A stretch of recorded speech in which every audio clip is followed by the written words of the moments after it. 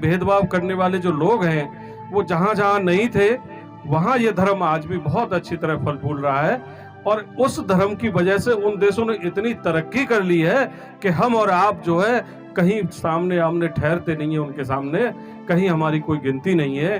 हमें गरीबों की नज़र से देखा जाता है, हिकारत की नज़र से देखते हैं, और कहीं कहीं तो ऐसे उदाहरण मिलते हैं कि वो हम पे हंसते हैं कि इतना अच्छा धर्म जिस देश ने दिया और उसी देश के लोग जो है उस धर्म को भूल के पाखंड में इधर उधर की चीजों में लग गए और अपने ही धर्म का सत्यानाश कर लिया।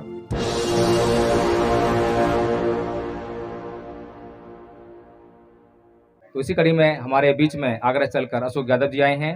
उनका अपना पेट्रोल पंप है, बहुत अच्छे व्यक्ति हैं और बारे में बताएंगे अशोक यादव जी।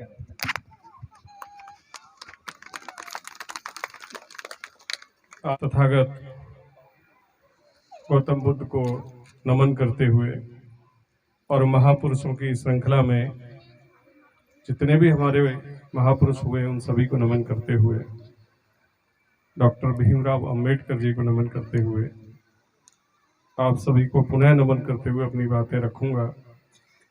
साथियों, जैसा कि मैंने अवगत करा दिया था, धम्म के बारे में मुझे बहुत ज़्यादा ऐसी जानकारी नहीं है, लेकिन फिर भी जरूरी नहीं है कि हर आदमी को उतना ज्ञान हो कि वो विशेषज्ञ बन जाए।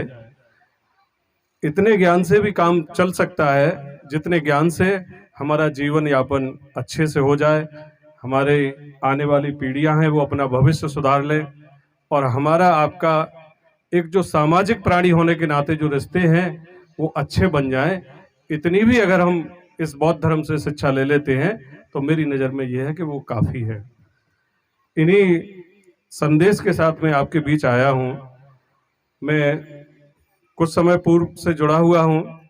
बहुत सारे जो कार्यक्रम होते हैं इस तरह के, उनमें जाने का मुझे सौभाग्य मिलता है।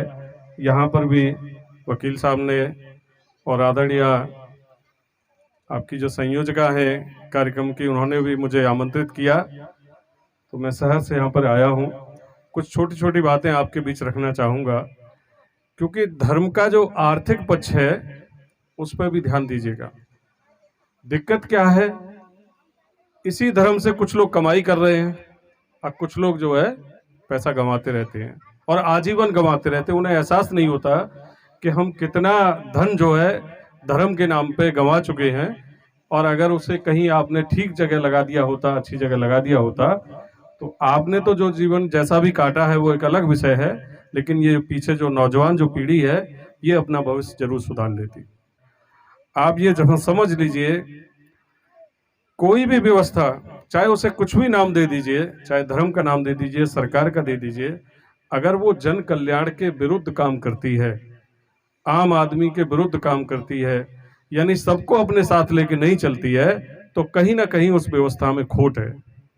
और जहां तक मैंने जाना और समझा, बौद्ध धर्म के अंतर ये बात मेरी समझ में बहुत ठीक से आई कि ये एकमात्र ऐसा धर्म है जो वैज्ञानिक सोच के साथ साथ सबको साथ लेने का काम करता है। ये कभी ये नहीं कहता कि फला जाति या फला वर्ग का आदमी उच्च है, ये निम्न है, ऐसा करो वैसा करो, ऐसा कुछ नहीं। इसमें कोई भेदभाव नहीं है।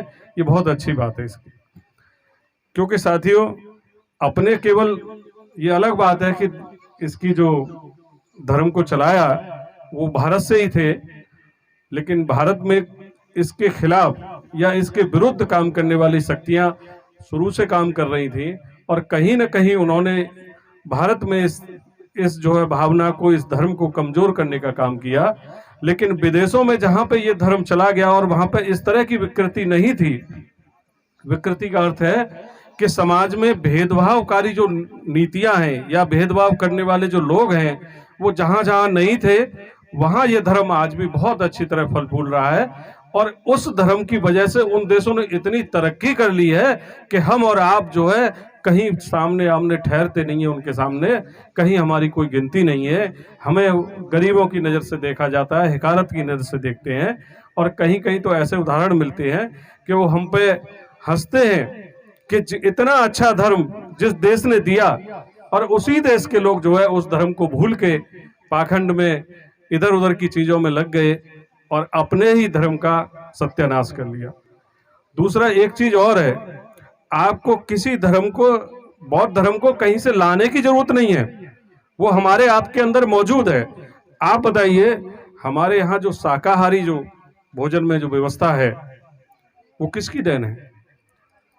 बहुत से लोग कहते होंगे सनातन धर्म की देन है। आप पढ़िए कभी फुर्सत में, ये सनातन धर्म की देन नहीं है, ये बौद्ध धर्म की देन है। क्योंकि अहिंसा का जो भाव भारत भूमि में या विश्व में जो लाए हैं वो बुद्ध ही लाए हैं। और इन्हीं की वजह से जब ये चीज आई हमारे उसमें, उससे पहले ऐसा कुछ नहीं था। लेकिन जब अहिंसा का भाव हमारे आपके अंदर जगाया और एक दूसरे के प्रति करुणा, प्रेम, भाईचारा, ये सब चीजें लेके आए, तो ये तो हमारे अंदर मौजूद है ना, ये कहीं से लाने की जरूरत नहीं है। ये तो ऐसे आप समझ लीजिए, मोटा मोटा जो मेरी समझ में आता है कि ये हमारे, कभी कभार देखा हो ना, डॉक्टर लोग जो डेंटिस्ट होते हैं, दांत जो खराब हो जाता है उस पर एक कैप चढ़ा देते हैं। तो ये हमारी जो खराबी थी उसके ऊपर एक ये कैप चढ़ा दी गई है, जिसे अन्य नाम दे दिया गया है। हम अंदर से बौद्ध ही हैं और हमें किसी धर्म में वापसी नहीं करनी है, हमें अपने आप को समझ लेना है। और जहां हम समझने लग गए तो ये भारत बौद्धमय हो जाएगा, ऐसा मेरा दृढ़ विश्वास है और ऐसी मेरी भावना है कि आगे बौद्धमय भारत का अर्थ ही यही होगा कि हमारे आपके बीच जो असमानता है वो खत्म हो जाए, एक दूसरे के प्रति जो घृणा है, ऊंच नीच है, ये सब खत्म हो जाए। और ये सब जैसे ही खत्म होगी तो ये भारत जो है बौद्धमय भी हो जाएगा और हमारा आप सबका इसमें कल्याण भी हो जाएगा। मैं हर कार्यक्रम में एक संदेश देता हूं कि ये जो बाबा साहब को पढ़ने के बाद ये जो बुद्धिजीवी वर्ग हम में आप में बन गया है, उस वर्ग ने कहीं ना कहीं अपने आप को जैसे हम दोष देते हैं उसी तरह का एटीट्यूड हमने आपने अपना लिया है। उस बात को मैं हर जगह जरूर रखता हूं। हमारे आपके बीच मुझसे बहुत ज्यादा जानकार, बहुत ज्यादा बुद्धिमान लोग यहाँ बैठे होंगे, लेकिन अपने घर से निकल के वो कभी किसी ओबीसी के यहाँ, किसी एसटी के यहाँ या किसी गैर जो बाबा साहब को नहीं मानता, जो बुद्ध धर्म को नहीं मानता, उसके घर निकल के नहीं गए होंगे, ऐसा मैं मान के चलता हूं। अगर आप अपने घर से निकल के किसी के यहाँ जाएं और उसे ये वाली बातें बताएं, क्योंकि बाबा साहब ने जो निचोड़ निकाला इस धर्म का और उसके बाद जो हमें आगे जो परिष्कृत रूप में जो हमारे सामने रखा, उसमें किसी एक जाति के कल्याण की बात नहीं थी, एक समाज के कल्याण की बात नहीं थी। उन्होंने पूरे मानवता का, पूरे विश्व का और सभी जातियों को लेके चले और सबका कल्याण उसमें निहित है। और जो लोग उन्हें पढ़ गए हैं वो आगे बढ़ गए हैं और जिन्होंने नहीं पढ़ा है वो आज भी पीछे हैं। तो मैं उन बुद्धिजीवी वर्ग से, उस वर्ग से आपसे बहुत करबद्ध जो प्रार्थना करने जरूर आता हूं और करूंगा आपसे कि आप अपने इस ज्ञान को अपने तक सीमित ना रखें, अपने पड़ोसी को, अपने बगल में गांव को, और बगल में गांव कोई नहीं है तो कस्बे में, कहीं भी जाके आप किसी भी समय, साल में 2 घंटे भी देना, साल में 6 घंटे देना, दिन में 1 घंटा देना, जो आप पे संभव हो, आप इस ज्ञान को दूसरों को जरूर बताना। अगर आप ऐसा करने लगेंगे तो आपका ये काम, इस तरह के जो कार्यक्रम है वो बहुत जल्दी सफल होने लगेंगे। क्योंकि ऐसा होता है, जब कोई पेड़ लगाना होता है हमें, तो अगर बीज आपने कहीं डाल दिया है तो वो अंकुरित हो जाएगा, उसे बड़ा करने में बहुत सरलता होगी, बहुत आसानी होगी। और जब शुरू से हमें हर बार बीज ही डालना पड़ेगा तो वो बहुत समय लगेगा। इसलिए ऐसा जो बुद्धिजीवी वर्ग है, जो बाबा साहब के बारे में, बौद्ध धर्म के बारे में जो जानकार लोग हैं, उनसे मैं बहुत विनम्र निवेदन करते हुए जाऊंगा कि आप इस विचार को, इस संस्कृति को, अपनी इस ज्ञान को दूसरों के पास जरूर लेके जाएं। क्योंकि आप जिन्हें दोष देते हैं, बहुत सारे लोग दोष देते हुए मिल जाएंगे, लेकिन ये नहीं कभी सोचते कि इस बात को हमने कितने लोगों को बताया।